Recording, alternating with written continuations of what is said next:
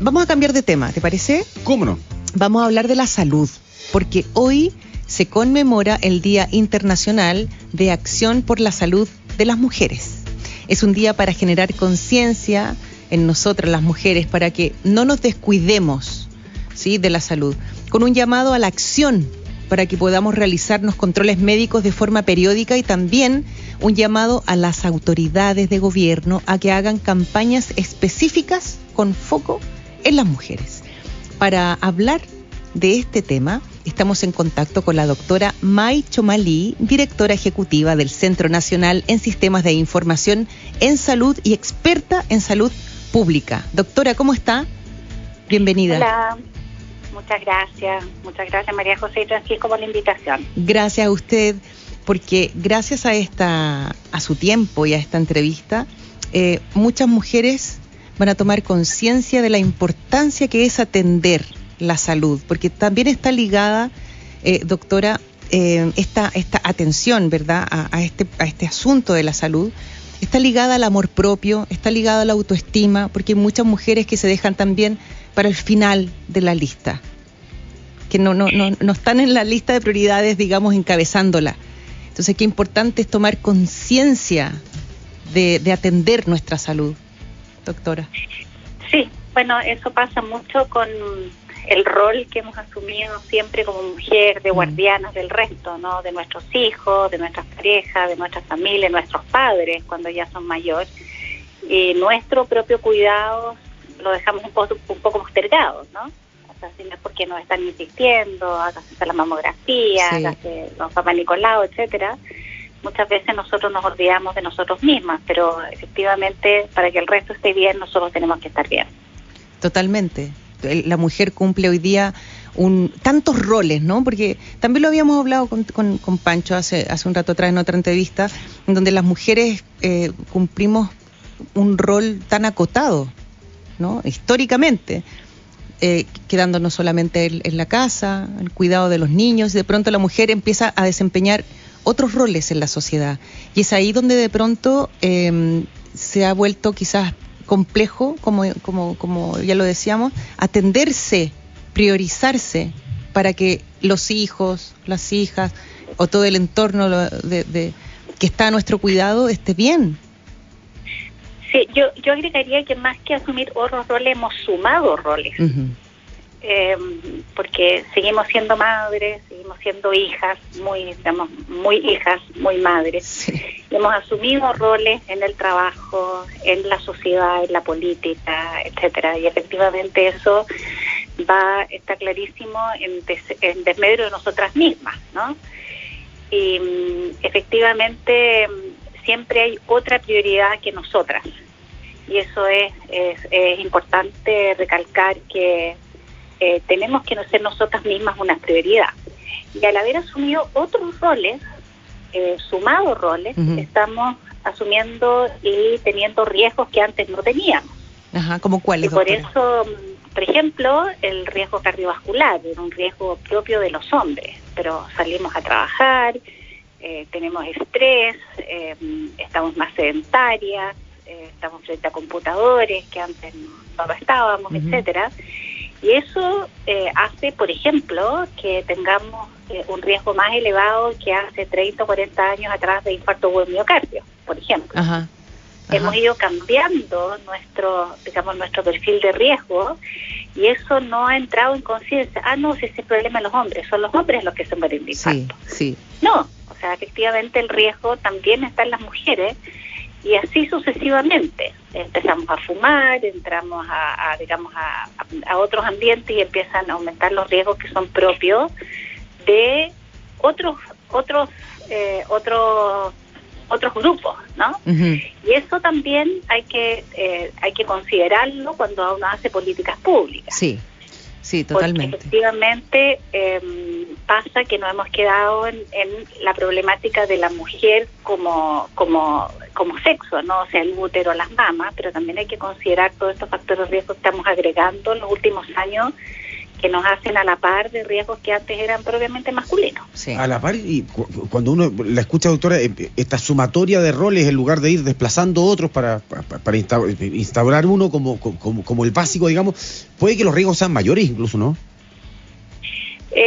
Puede ser, no está absolutamente, pero hay más flancos que ir mirando, ¿no? Que ir resolviendo, porque no es solamente los temas de la maternidad, del embarazo, sino que también, los cardiovasculares, la salud mental, es algo que es tremendamente en esta población que está sobreexigida, este grupo que está sobreexigido en diferentes tareas, y otros, como les decía, que era exclusivamente del mundo masculino. Ahora, ¿cómo se tienen que enfocar las campañas, doctora, teniendo en cuenta que hay un montón de factores para que la mujer no vaya? Usted lo dice, falta de tiempo, muchas veces falta de plata para hacerse exámenes. ¿Qué tipo de campañas tienen que hacer para focalizar en la mujer como la destinataria final de ella? Bueno, yo creo que lo más relevante es que efectivamente las mujeres tomemos conciencia que también estamos sometidos a diversos riesgos. Yo creo que mientras uno no se reconozca a sí mismo como vulnerable, que esa es otra característica de las mujeres, ¿no? A mí no me va a pasar nada, yo soy la superwoman, puedo hacer todas las cosas. O sea, mientras uno no se reconozca vulnerable y en riesgo, es difícil que las mujeres entiendan que tienen que su salud hay que preocuparse de la salud. Sí. Eso es lo primero, digamos, o sea, campañas dirigidas, ¿no es cierto? Y efectivamente no solamente con el tema salud propiamente tal, sino que reconocerse uno como mujer con varias funciones, varias tareas que te hacen más vulnerable. Y desde ahí, digamos, desde ese reconocimiento, abrir los espacios para que las mujeres puedan hacerse sus controles, etcétera. Yo me acuerdo hace muchos años atrás, bueno, ¿cómo hacemos que los hombres vengan al médico? Porque están trabajando todos los días, pero ahora ¿cómo hacemos que los hombres y las mujeres vengan al médico? Porque las mujeres ya no están en la casa cuidando a los niños. Entonces esas mismas consideraciones como los programas en las empresas, la telemedicina, facilitar el acceso a las personas a los exámenes, por ejemplo, esta nueva ley que salió a propósito de la no necesidad de una orden médica para hacerse una mamografía, va en el sentido correcto en la medida en que hay una aplicación correcta también, porque puede haber exceso de tomas de exámenes o que la gente no sabe que ya se hizo, no se olvidó que hay sobre toma de exámenes. Bueno, tantos factores hay que hacer perfectamente, hay que facilitarle la vida a las mujeres para que se hagan sus controles y se hagan sus exámenes, como siempre se pensó para hacerlo para los hombres, porque no iban al consultorio, etcétera.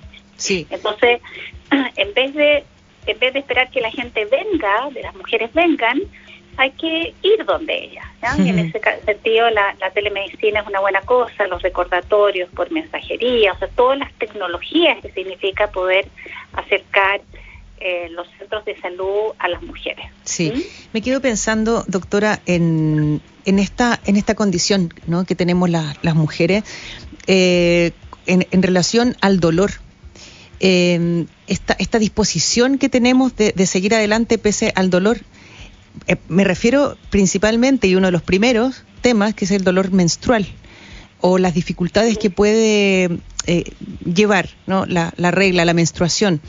Yo creo que, y uno lo ha escuchado desde niña, es como, es normal que duela, es normal sentir esas molestias, y uno crece pensando que, claro, que por supuesto que es normal la menstruación, y que es normal sentirse mal, y uno se va como acostumbrando, digamos, a funcionar y con todo lo que hay que hacer, con el trabajo, las tareas domésticas, en fin, lo que sea, funcionar en esos días, y tantas veces se acostumbra uno al dolor que puede estar teniendo un problema mayor, una endometriosis, por ejemplo, y que pasaste por alto porque pensaste que, claro, que era súper normal sentirse así de mal, y aún así levantarse para ir a trabajar. Y muchas veces, claro, los hombres no conocen ese dolor, no lo han experimentado y no lo harán.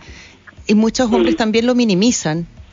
todavía. Hay otros que no, hay otros hombres que están más conectados con esos temas y más empáticos, ¿no? Pero hay otros que todavía dicen como, ya, no pasa nada, que le pones color, o sea... Y hay un tema, insisto, de la relación de la mujer y el dolor. No sé cómo lo ve usted. Sí, efectivamente... no sé si me expresé bien, perdón. No sé si fui muy... No, perfecto. Sí, no, o sea, de hecho hay otros países que han legislado al respecto. Ajá. O sea, y que tienen derecho a licencia médica Sí.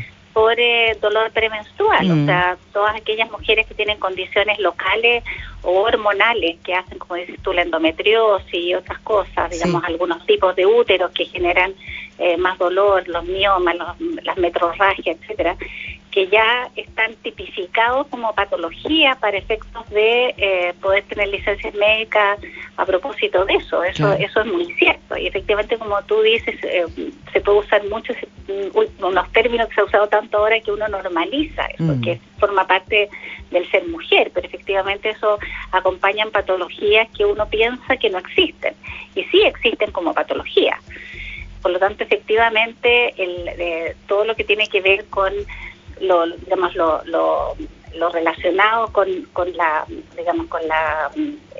el aparato reproductor y la función reproductora requiere no solamente de visibilizarlo cuando uno se embaraza o cuando uno tiene un hijo, sino que durante todo el tiempo, o cuando llega la menopausia, sino que efectivamente todo lo que significa los periodos menstruales, que es lo que permite que tengamos hijos y que este país, y que este mundo se reproduzca, ¿no? O sea, efectivamente hay que ponerle atención a lo que tú mencionas, y como decía, se ha legislado en otros países, lo que tú mencionas, por lo tanto tiene importancia. Sí, doctora, entonces el mensaje principal es a tomar conciencia, que las mujeres tomemos conciencia de la importancia que es atender síntomas, atender nuestra salud, atender los exámenes que tenemos que atender anualmente, especialmente cuando ya llega una edad, pasado los 40, en fin, todo lo que nosotros ya sabemos, atenderlo, ¿no, doctora? Sí, y no solamente eso, sino que manejar nuestros factores de riesgo, ser conscientes de que no solamente tenemos que ir a nuestros controles, sino que hacer una vida más sana, más preventiva, atender a los factores de riesgo que antes no teníamos y que estamos asumiendo por el hecho de haber entrado al trabajo, que no solo somos digamos, lo que representa nuestro género más femenino, nuestro sexo de origen, sino que también tenemos otros factores de riesgo que atender. Totalmente. Y tenemos que hacer ejercicio, que hacer vida sana, bueno, todo lo que sabemos que tenemos que hacer para tener una vida más plena y poder estar lo mejor posible en esta vida. Exactamente. Doctora, muchísimas gracias por su tiempo, gracias por compartir con nosotros este conocimiento y este llamado a la atención de la salud. Un abrazo grande, doctora. Muchas gracias, María José, muchas gracias, Francisco. Un abrazo, que esté bien. Ya, igual. Chao, chao. Chao, chao.